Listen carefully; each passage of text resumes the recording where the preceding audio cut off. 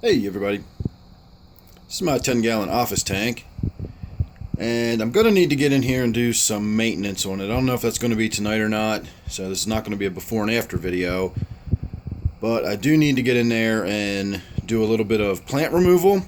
My Java Fern's getting out of control, and I need to get in there and remove some snails.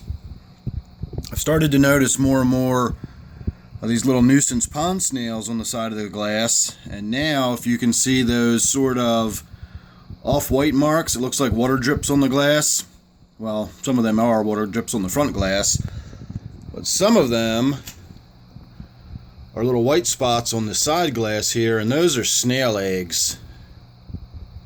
So I'm going to have a lot of snails in this tank in the very near future, and I've been considering what to do about it. I can just stay on top of them by picking them out of there with my tweezers and, taking them downstairs and feeding them to Butterbean in my brackish tank.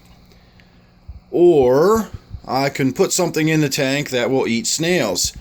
So I could do like a small loach. I'd have to do a little group of them, but I could get a small species of loach like the skunk loaches I have downstairs, or maybe the Angelicus loaches that don't get more than maybe 3 or 4 inches. I could put a few of them in here.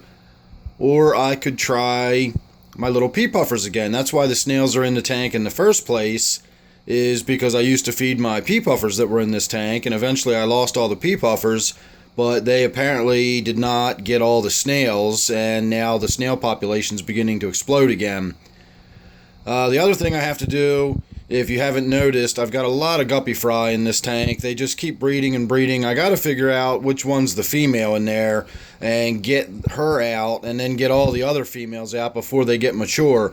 The problem is the females are so plain, it's kind of hard to tell when they mature unless you keep a really close eye on it, and then you start winding up with more guppy fry. So I'll do something about that. I've also thought about putting some sort of smaller predatory type fish in the tank, maybe a couple of skirt tetras or something, and that would probably be the end of my issues with too many guppy fry. So I don't know, but I definitely need to get in here and do some kind of work. I think if I try the Pea Puffers again, I will go into it with a little bit of confidence. I've tried Pea Puffers twice in the past, and both times they've never lived more than about 9 months to a year before they died off. And I have started putting mineral ions in my tank through various means, and in this tank I have some crushed coral and crushed oyster shells, and I have them sort of sprinkled in the back behind where this cave is over here.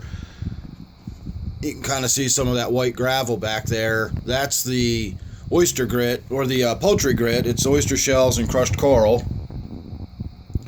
So I think that could be the issue as well. I've got soft water, but it's so soft, and it goes through a softening system, so it's odd water. It's not just like it's soft groundwater.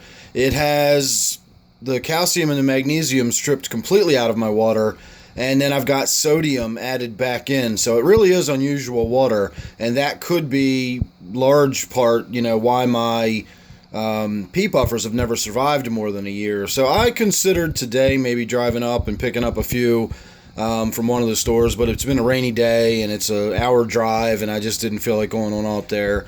And again, there's no hurry to do any of this. It's just some thoughts I had running through my head, so it really would have been an impulse to do that. I'm going to have to give it some more consideration before I go deciding to buy any more Pea Puffers to put in the tank. Otherwise, not a lot really to talk about other than just need to get in here and do some maintenance on the tank. Nothing else has been going on. I haven't lost any other fish. I will say that I have been seeing my little clown pleco come out more and more.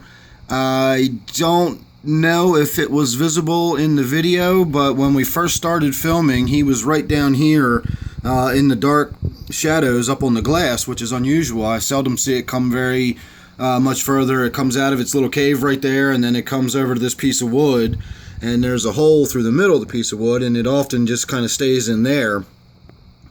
So it's neat to see it coming out and about and getting out on the glass like that.